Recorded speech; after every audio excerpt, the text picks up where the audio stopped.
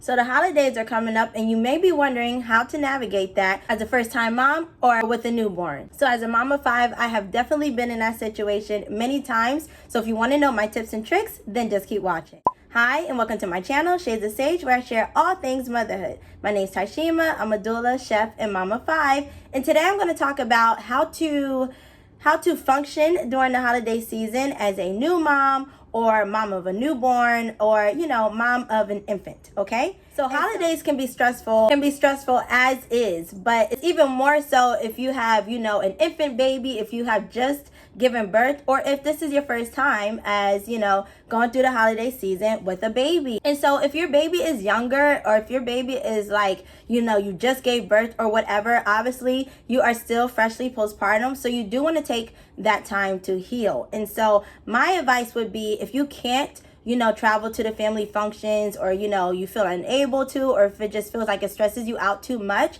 see if, most of the family is willing to travel to you for whatever holiday it is. Because I know for me, in those first few months, like the first 3, I really don't go out the house anyway, but more so during the holiday time, because there is so many more people, obviously it's more germs and everything like that. And the last thing I want to do is put myself in an unsafe situation or my baby. And so this time last year, I was preparing to give birth to my 5th child. And so for, the holidays that came up, I stayed home and people came over to me. So that would be my tip of advice. If you don't feel up to like the car ride or, the train ride or the plane ride or whatever, see if your family, your loved ones are more willing to come to you. So maybe you're one of those people that normally travel, through the holidays. But again, if you are newly postpartum and you're still healing, that may not be what you want to do. Some people are up to it. Again, try to listen to your body as best as you can. But for me, I like to stay in. I like to, hold my baby, be with my baby. Traveling was like the last thing that I was going to do. So keep that in mind. Again, if you have an infant baby and a young baby, you may be nervous about your baby being exposed to so many germs, or, your baby hasn't been, fully vaccinated yet and things like that. And so if you're used to like a big gathering or whatever, but that's causing you some stress or some anxiety, maybe limit or scale it down, either the amount of people that you invite over or, like where you're going, so that it's not so many, new people around you and around your baby. Your baby's immune system, if you have a newborn, their immune system is fragile, right? And so we just want to protect our babies and keep them safe, especially during the holiday season, okay? Because that's when the germs are out, right? The germs are out and spreading and around and everything like that. And so it's also flu season, and like, kids are going back to school, so they're being exposed to that. If this is, like your second baby you're having or your third baby and you have older children, they're bringing germs home, and,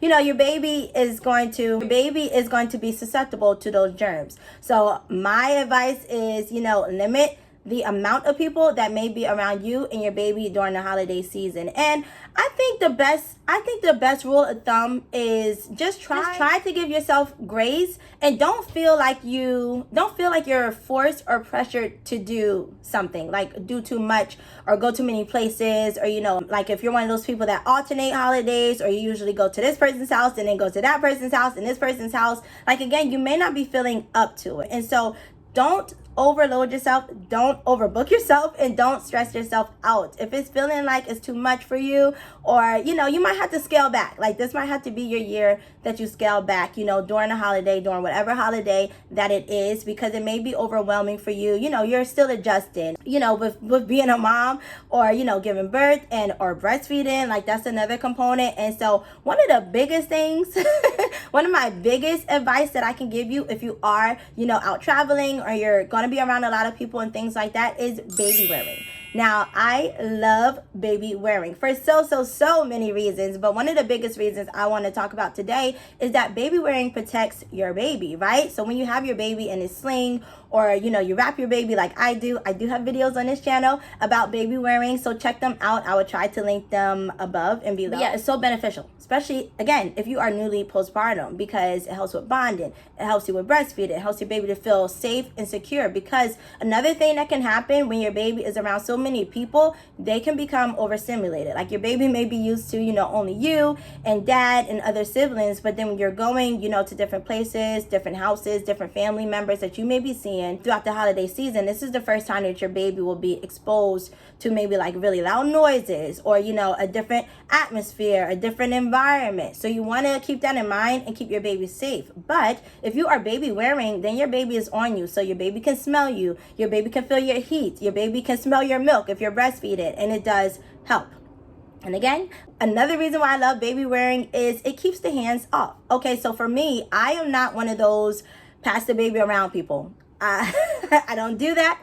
I don't navigate like that, and I don't like it. And so when I'm newly postpartum, all I want to do is snuggle that baby. That is the only thing I want to do. Of course, we're establishing breastfeeding and things like that, but I pretty much want to be, it's a need of mine. Like I need to be holding my baby, right? And so I don't really play the pass around thing, and that can be kind of tricky to navigate also if you are a first time mom, because people may ask to hold the baby. You may want to say no, but then feel obligated to allow such and such to hold the baby because this is grandma or granddad or your sibling or whoever, but don't feel as though you have to do that. And I feel like baby wearing is one of the best ways to kind of get around that, because obviously you would have to take the baby out of his or her wrap, take him or her out of the wrap in order for that other person to hold him. So if you come in right to the party with your baby on you, then usually a lot of times it just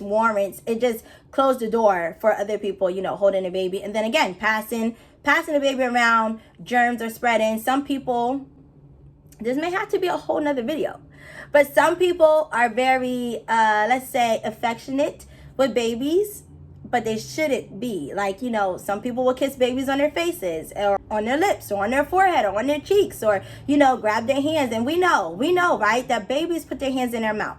And so there's not a lot of safe places. I'm not saying be a germaphobe or be paranoid, but again, we want to keep our babies safe, especially because if they are a new baby, their immune system is compromised because it's developing. And so we want to keep the germs away. We want to keep away anyone that may, anyone that just may be, not in a healthy place themselves, but they still come to the party or gathering or whatever. We want to keep our baby safe. And so baby wearing, again, is a great way to do it. And, if you feel up to it and you want, and you don't mind, someone else holding your baby, then just be very clear about when you need the baby back or when you would like the baby back to, to have your baby. Because again, that could be another thing that people kind of overdo it, and you may be wanting your baby back, and that may cause a problem or a rift as well. Let me know if I'm not alone in this, because I just have a big pet peeve when someone is just like trying to console the baby. Like, I've done a video about this before, but like trying to console the baby when the baby so clearly just wants their mommy back. The baby wants their mommy back. So get the baby back to the mom. This is not the time for you to do, conflict resolution and try to soothe the baby and all that stuff. Again, this is a newborn baby. I'm talking about a baby that's like 1 and under, okay? For the intents and purposes of this video. If this is a new baby, get the baby back to mom. If the baby is fussy and, screaming and hollering and crying, get the baby back to her mommy, okay? And also keep the form of travel in mind. So if you normally drive by car and you usually take like a longer road trip, just try to make sure that you are taking appropriate breaks for you and for your baby, especially, again, if you are breastfeeding, because if your baby's under 3 months old, they should be breastfeeding every 2 to 3 hours. And so if it's a longer trip, you're going to need to take more frequent breaks than you maybe normally would have if you were, not pregnant or if you didn't have a newborn baby with you. Okay, so keep that in mind. Of course, you want to travel safely. Make sure that your car seat is up to date, that the straps fit, that they're not twisted, and that they are securely snug on your baby. Again, remember, no heavy car seats, no heavy coats in the car seat, okay? And then another thing is, if you're taking a plane, again, I would recommend bringing your car seat. I'm not too sure about all the guidelines for car seats and plane rides and stuff like that, because I have not personally traveled with my children on a plane yet. But so if you need, information on that, maybe check out some other videos that can help you navigate with that. But we do frequent road trips a lot. And so I just try to make sure that we got snacks, that we're timing our breaks so that everyone can use the bathroom, I can breastfeed the baby, and we get back on the road. And and I'm just, listening, paying attention to my baby. When he or she needs me, we stop and do everything we need to do. Change baby, feed baby, console baby, and all those things, okay? And then also, make sure that you have some mirrors in the back so that you can see your baby, so you're not, stressed out and paranoid the whole time, so that you can see them. Again, make sure that you're giving yourself adequate time to get somewhere. So because you're going to have to take, more stops, and it may be a longer road trip than normal, make sure that you're giving yourself time to get there, because the last thing you want to do during holiday travel is rush. Please don't do that. You will forget things. You will feel anxious. Your baby, if you're feeling anxious as mom, your baby will feel anxious, and it would just make the whole experience and holiday even worse. And that's why I said at the beginning of this video, if you have to, stay home, right? Have people come to you. Make sure there's not like too long. The event is too long. I would say a good guideline is like 2 to 3 hours max. Anything more than that, again, if you are newly postpartum, that's a long time to be like entertaining guests, just doing all of those things. So remember that, keep that in mind. Scale it back if you can. If people are able to travel to you, they can travel to you. Or if you decide this year that you don't want to go anywhere and you don't want, people around, things like that, I totally understand. It may just be you and your family this year, but that's okay. You can get into the swing of things next year. So just keep those things in mind as we are approaching the holiday season, and don't feel like, left out. This is your time to really, be with your baby and go through these new experiences together, but keep you safe as a healing postpartum mom and keep your baby safe. So I hope that this video was helpful for you. I have been wanting to do this one for a while now, and those are all my tips and tricks that really helped me out that first year postpartum, okay? If you have any extra tips that you would like to share with fellow moms out there, please leave that down in the comment section below. What works best for you and your family, how you normally navigate the holidays. So if you watch all of today's video, give me a prayer hands emoji. That's probably my most used emoji, but give me some prayer hands so that we can pray that everybody stays nice and safe and well and healthy over this holiday season, and that we can enjoy this time with our families, but still keep the boundaries up and maintain, our level of security, okay? Thank you so much for watching. Remember to let your story be your power, and I'll see you in my next video. Bye.